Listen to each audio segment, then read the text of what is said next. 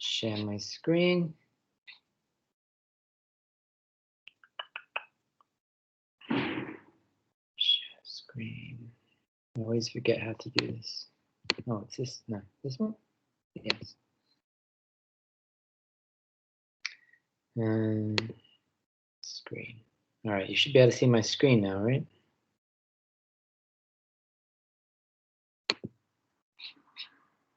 Can you guys see my screen? Someone say yes. Yeah. Beautiful. All right. So if you've come, you can just write present in the chat. And what we're going to be talking about today is this poem called Still I Rise by Maya Angelou. And really, we're just going to read the poem and discuss the poem and try and figure out the kinds of figurative language that we see, and maybe try and think about how the figurative language helps us understand what the poem is trying to say. Okay, we did one of these before. We did that poem, Hanging Fire, and this is a different poem. Okay, so if you haven't done so yet, as I said, read the poem. There were some pre-discussion notes which were actually in they were in an assignment. So that's something you're going to hand in after the meeting, and also have a look at the different types of figurative language. So I'm going to give you guys 5 minutes to do all that. Read the poem. It's not a long poem. Maybe think about what you're going to say during the meeting, and then if you have a chance also to look at the different types of figurative language. While you're doing that, I'll actually play Maya Angelou reading from her own poem. So that gives us an idea about how this actually sounds, because I think that's kind of important in this poem. And this clip also says a little bit about what the poem's about. Everyone in the world has gone to bed one night or another with fear or pain or loss or disappointment. And yet each of us has awakened, risen, somehow made our ablution, seen other human beings, and said, "Morning, how are you? Fine, thanks, and you?" It's amazing. Wherever that abides in the human being, there is the nobleness of the human spirit, despite it all, black and white, Asian, Spanish, Native American, pretty, plain, thin, fat, vowed or celibate, we rise. You may write me down in history with your bitter, twisted lies. You may trod me in the very dirt, but still like dust, I'll rise. Does my sassiness upset you? Why are you beset with gloom? Just 'cause I walk as if I have oil wells pumping in my living room, just like suns and like moons, with the certainty of tides, just like hope springing high. Still I rise. Did you want to see me broken? Bowed head and lowered eyes, shoulders falling down like teardrops, weakened by my soulful cries. Does my sassiness upset you? Don't take it so hard just 'cause I laugh. As if I have gold mines digging in my own backyard. You can shoot me with your words. You can cut me with your lies.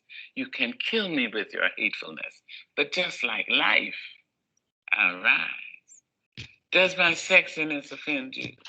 Oh, does it come as a surprise that I dance as if I have diamonds at the meeting of my thighs? Out of the huts of history's shame, I rise. Up from a past rooted in pain, I rise. A black ocean leaping and wide, welling and swelling, I bear in the tide. Leaving behind nights of terror and fear, I rise. Into a daybreak miraculously clear, I rise. Bringing the gifts that my ancestors gave. I am the hope and the dream of the slave. And so, naturally,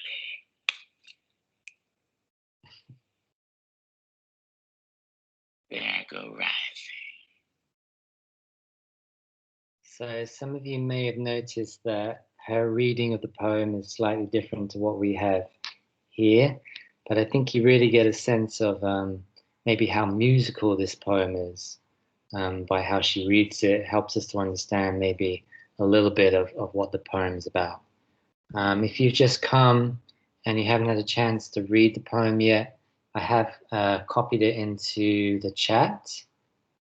So you can read it there. There is some pre-discussion notes. Maybe we'll talk about that at the end. But before we actually start with the discussion, then maybe let's talk about figurative language a little bit. So this poem is great, not just because it's a great poem, but it's also great because it has a lot of figurative language in it. It's got a lot of similes. It's got at least one metaphor, personification, hyperbole, and alliteration in it. All right, so all the types of figurative language that we've been talking about for this unit, it's all in the poem. Okay, so remember, similes are where we use like or as to describe or to compare two things. Metaphor, similar, right? It's similar to a simile. We're comparing things, but we're not using like or as. Personification is where you add, attach human traits to something that's not human. And hyperbole is when you exaggerate something to make it look bigger or greater than it really is. And lastly, alliteration is when you use words close to each other with the same sound, such as she sells seashells by the seashore.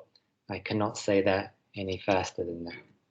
Okay, so what we're going to be trying to do in this poem is really to look at that figurative language and try and work out how it's conveying meaning, how it's helping us to understand what the poem's trying to say to us.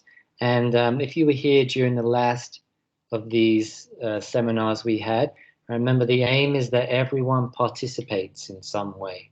And by participation, it could be that you are speaking, so you just come off mute and you just talk.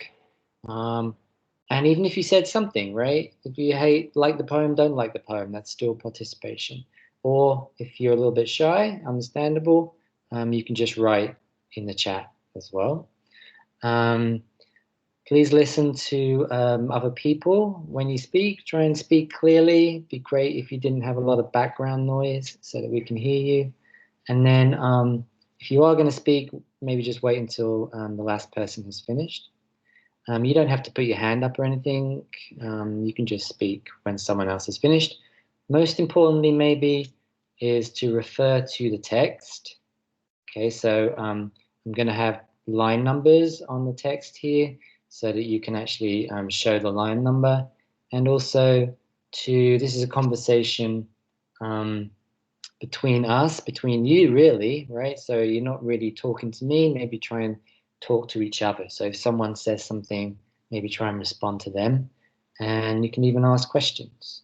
And lastly, to respect everybody's viewpoint, even if it's someone has an idea that you don't particularly agree with them, there's a way of disagreeing respectfully. Okay? All right, so just before we start with the poem, some vocabulary. I did put this on the sheet. Sassiness means to be confident or to be energetic. All right. That word sassy connected to sassiness. Beset, which is on line 6, means to suffer from something. So beset with gloom means that you're suffering from unhappiness, from gloom. And haughtiness, which is on line 17, just means to insult someone by kind of like claiming that you're better than them in some way. Okay. And then just a little bit about Maya Angelou. She died about 7 years ago now. She's a very famous poet. She's also an activist for civil rights. Interestingly enough, she actually gave the inauguration poem when Bill Clinton was inaugurated as president about 20 years ago. So we read Amanda Gorman's poem, if you remember, Still I Climb, I think last week. So now the poem we're going to read today is not the poem that she read for his inauguration, but the same poet. And she writes a lot about the struggles of African Americans, but also about having pride in being Black. And I think that's something that we might want to try and talk about in the poem. And just lastly, this poem was her favorite. She often quoted it. She loved to read it, as we just saw. And she also used it when she was going through tough times personally. And that's something we may think about as well when we're looking at the poem. Okay, so the way I've done this is I'm going to split it up into two halves, all right? So this is the first half of the poem, and that's basically because I couldn't fit the whole poem on the one sheet so that we can read it easily enough. And I've just put on the right-hand side there just some ways in which we can maybe start to think about the poem itself.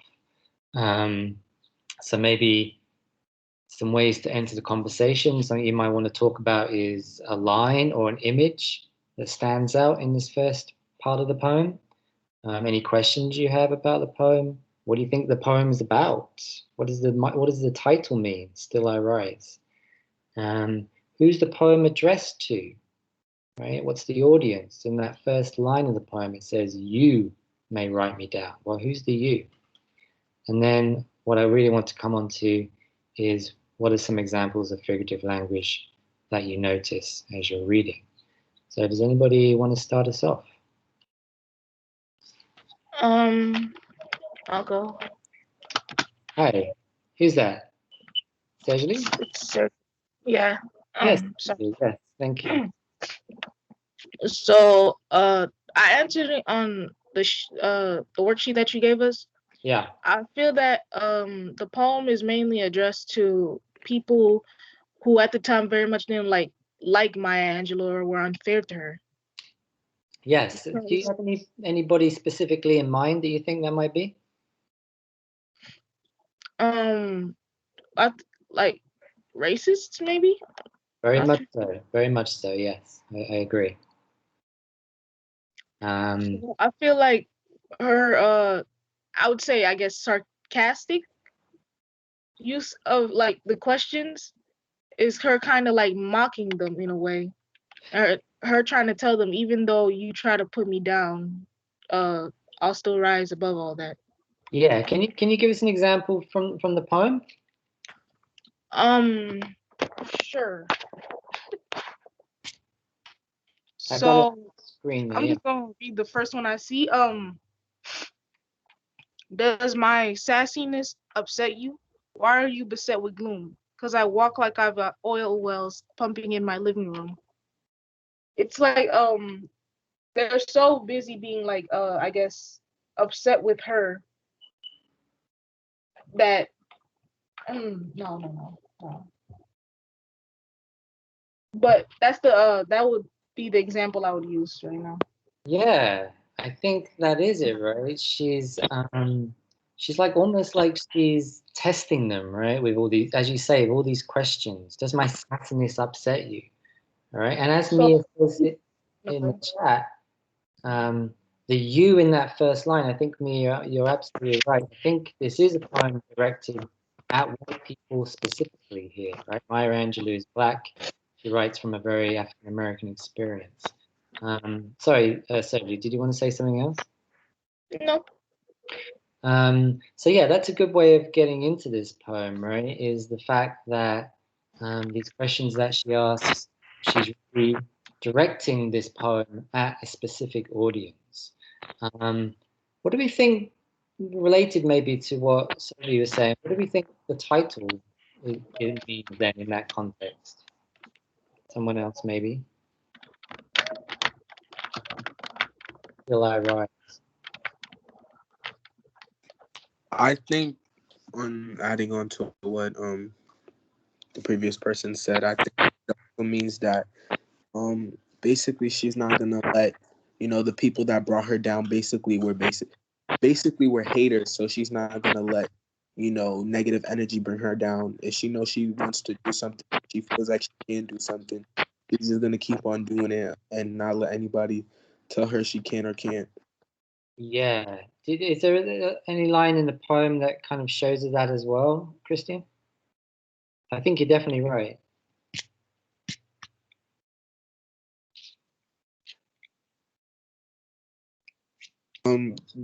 Does my hoffness offend you? Do you take it awful hard? Cause I laugh like I got gold mines digging in my backyard. That one. Yeah. How do we read that little stanza there? What's she saying there?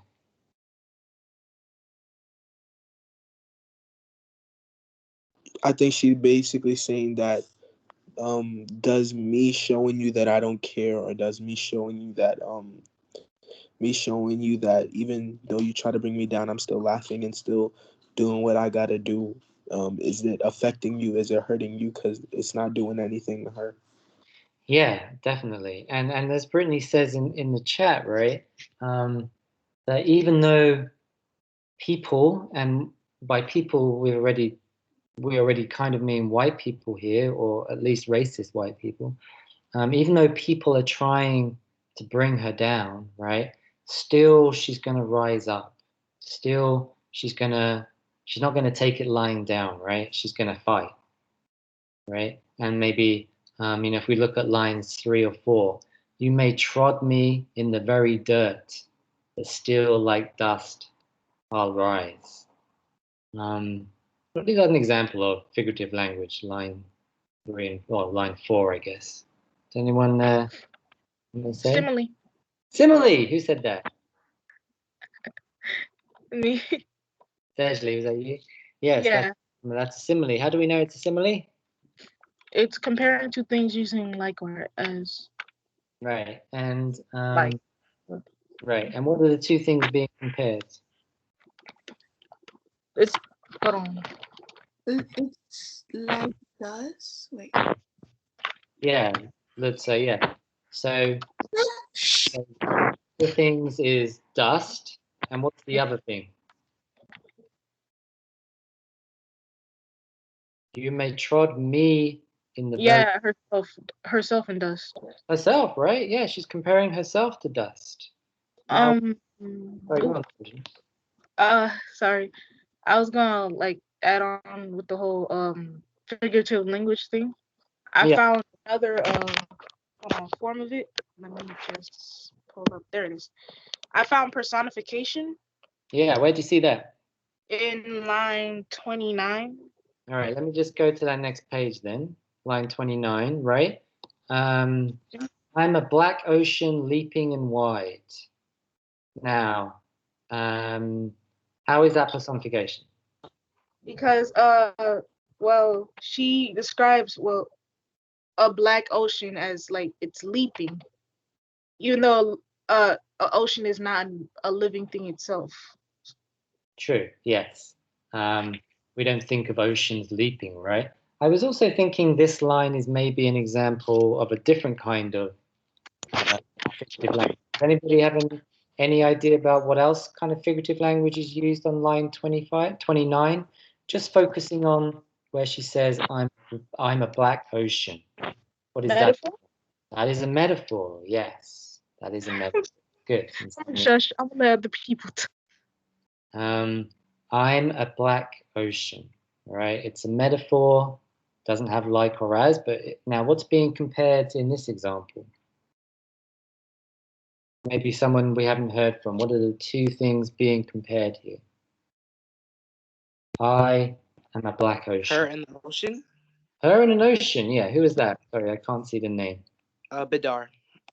Hi, Bidar. Yeah, she's comparing herself to an ocean. Now, not just an ocean, right? She's comparing herself to a black ocean. Any ideas, Bidar, why she's comparing herself to a black ocean? Why black? Because she's a black woman. She's a black woman, exactly. She's a black woman. And what is that line?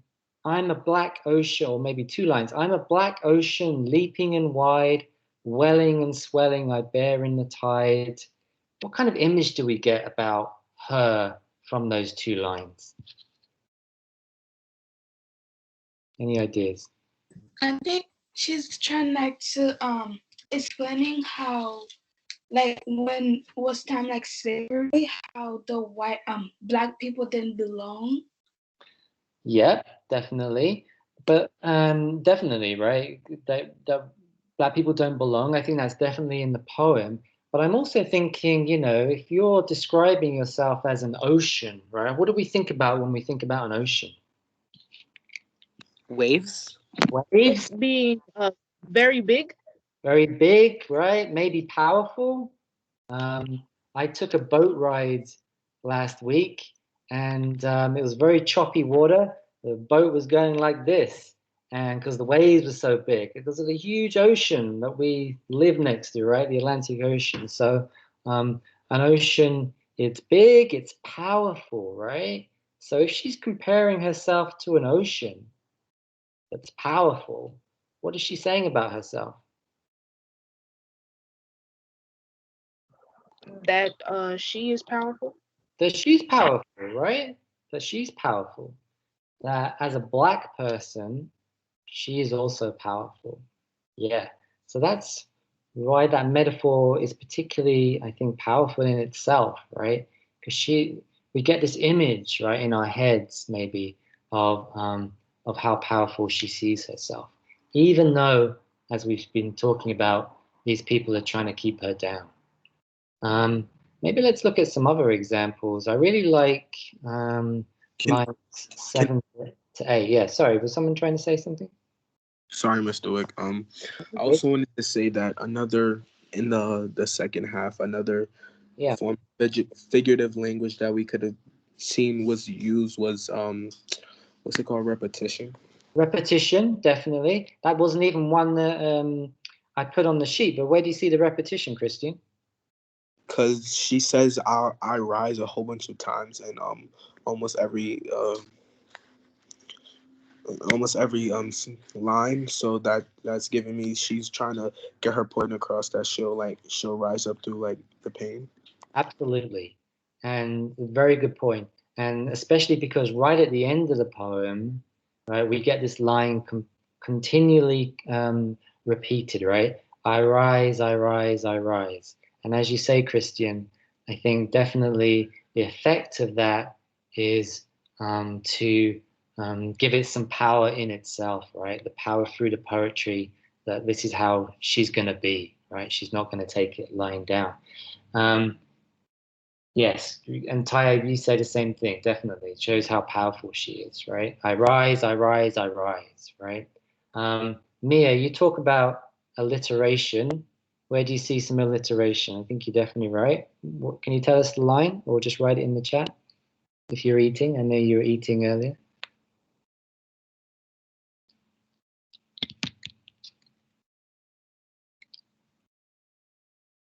Oh, Christian, you thought Christian meant to say alliteration. Well, he was talking about repetition, definitely, but there is definitely some alliteration as well. Does anybody see any alliteration? I think maybe if we go back to the first half of the poem, I definitely see some.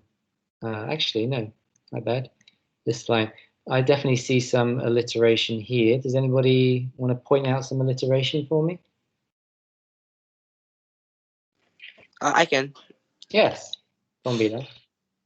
Um, where it says is actually the Black Ocean line. I'm a black ocean leaping and wide, wheeling and swelling. I bear in the tide, like wide and tide they rhyme. So that's rhyme. Yep, that's definitely rhyme. And there's other rhyme in the poem, right? Fear and clear, gave and slave. But that's not normally what we mean by alliteration. Can anyone tell me what alliteration is?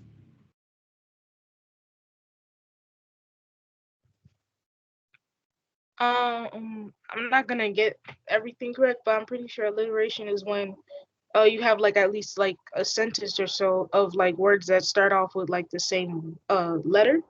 Yeah, yeah. So alliteration is different from rhyme in the sense that it's where we get the same letter at the beginning of the word repeated.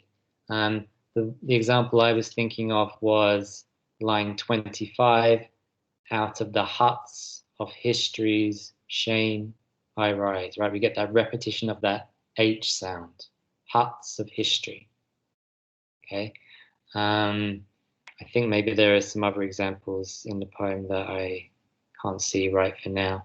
There's a particular kind of figurative language in this first half of the poem that I really like, that maybe it'd be kind of interesting to talk about. And that's on line 7 and 8, where she says, "'Cause I walk like I've got oil wells pumping in my living room." First of all, maybe we can hear from someone we haven't heard from yet, or you can write it in the chat. What is that an example of? What kind of figurative language? "'Cause I walk like I've got oil wells pumping in my living room." What kind of figurative language is that? Simile, metaphor, hyperbole, personification, alliteration? Anybody want to say what it is or write it in the chat? Tayab, thank you. Yes, that's an example of a simile. Tayab, do you want to explain a little bit more? I don't know if you want to unmute yourself or if you want to write in the chat. What are the two things being compared? Yeah, Maurizio, you got it as well. Well, Maurizio, do you want to, what are the two things being compared in that example?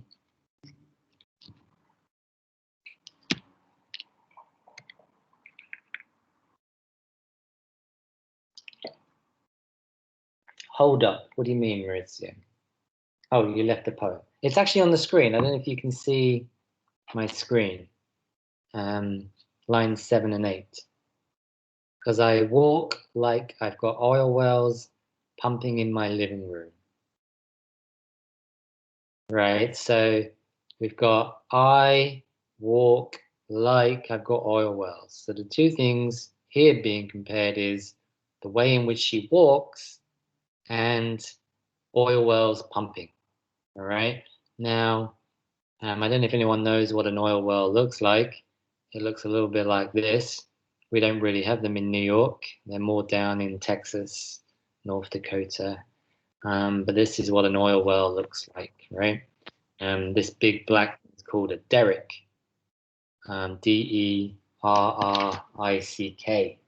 Right, that's how we get the oil out of the ground, and that thing kind of like pumps into the ground to get the oil out. So when she's describing herself as walking like this, why is she doing that? Why is she comparing herself to oil wells? I think it's because, well, I hope I got this right, but I think it's because people have said that oil is like really apparently oil is very what's the word? Dang, I forgot it. But oil is pretty expensive, of course. So obviously it would be worth a lot. So I'm assuming what she's trying to say is that like she's walking like she has an oil well in her living room, like she'd be able to. She has something of worth. Yeah, like a worth. Very much so, definitely, right? Oil we associate with money, with wealth, with strength, right? Mhm. So what color is oil?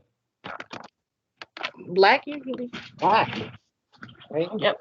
And we already see in this poem that she's described herself using a metaphor as I'm a black ocean, right? So she's clearly trying to say something about blackness in this poem.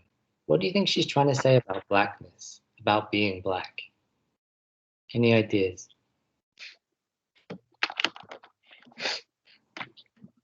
That you should be proud to be black. Right? Or Yeah, yeah, powerful. yeah, definitely. That you should be proud to be black, that being black is to be powerful, right? Even though people are trying to keep you down, right? Still you're going to rise up, right? Because there's a certain power in being black. Um, okay, maybe we'll look at one other example. Because I laugh like I've got gold mines digging in my own backyard. That's lines 19 to 20. What kind of figurative language is that? because I laugh like I've got gold mines digging in my own backyard. Anybody want to identify the type of figurative language? It is a simile. It is a simile, and we know it's a simile because, as we've seen, it has that word like in it to compare the two things, how she laughs and gold mines. And why do we think she talks about gold mines in these two lines? Why gold mines? Any ideas? Anybody we haven't heard from yet wants to say something? Why does she use gold mines in this poem? Any idea?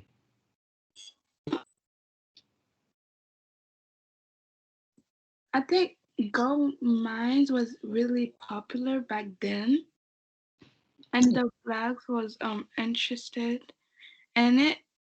I think I don't know. Yeah, no, you're definitely right. And what else? So what else do we associate with gold? Can you repeat? Sorry, my little shh. Have you got your brother or your sister there?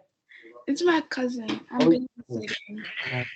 I was just saying, what do we associate with gold? Maurizio's written it in the chat. What else, what do we mean when we think of gold? Think of money. Money, yeah. Gold is money, right? Gold is maybe is power. I'm in class. As Maurizio said, yeah, gold represents money. So, like we looked in this example with the oil well, right?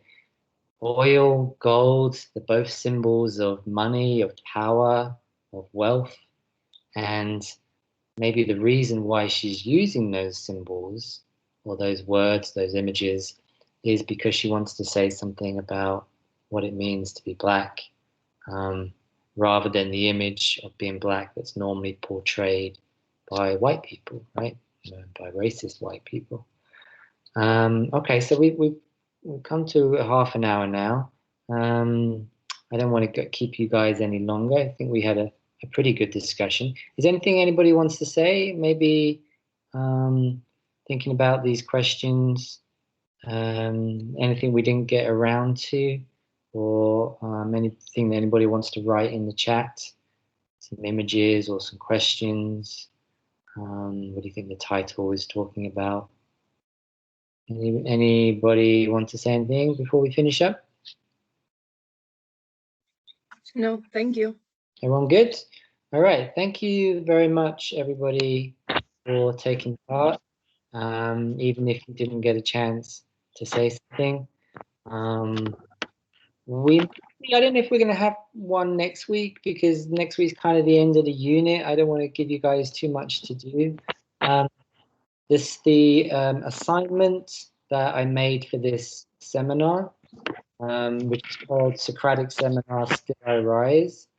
That's just like a kind of like pre-discussion notes.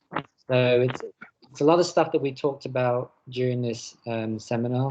So it shouldn't be that hard for you guys to do. If you can just try and give it in before Friday, I would be grateful. And other than that, I don't think we have anything else. So try and do that pre-discussion notes in the assignment by Friday, and then I can grade it for next week. Okay? Anybody have any questions about anything whatsoever? We're all good? I actually do have a question. Yeah. This little seminar meeting, is it like a part of our ELA class or is it like an extra thing? No, it's part of the ELA class. It's just something I added separate from the assignments, just because sometimes when we do the assignments, we don't really dig into a poem as much, especially because I like poetry a lot, and I know, Mia, you do as well. I thought it'd be nice that we could just formally talk about a poem and maybe some of the qualities of poetry. Okay. One thing I will mention is that one thing I found out is that one of my students, his grandfather is actually a poet, which is So I'm actually trying to arrange for him maybe to talk to us next week. He's written some poetry. I don't know what the poetry is about yet. And I think on maybe Tuesday next week, we might have a meeting where he comes in and talks to us about poetry. That'd be kind of, if that happens, I'll let you guys know. All right, thank you. No problem. Anybody else have anything they want to talk about? All right. Thank you, everybody. Thanks for coming. Enjoy the rest of your day. It looks like it's going to be nice and sunny and warm. So if you can try and get outside, try and get outside. All right. Take care, everybody. All right, have a good Bye, day. Mr. Wee. Bye, everybody. Take care. Have a good day. Yeah, thanks for coming.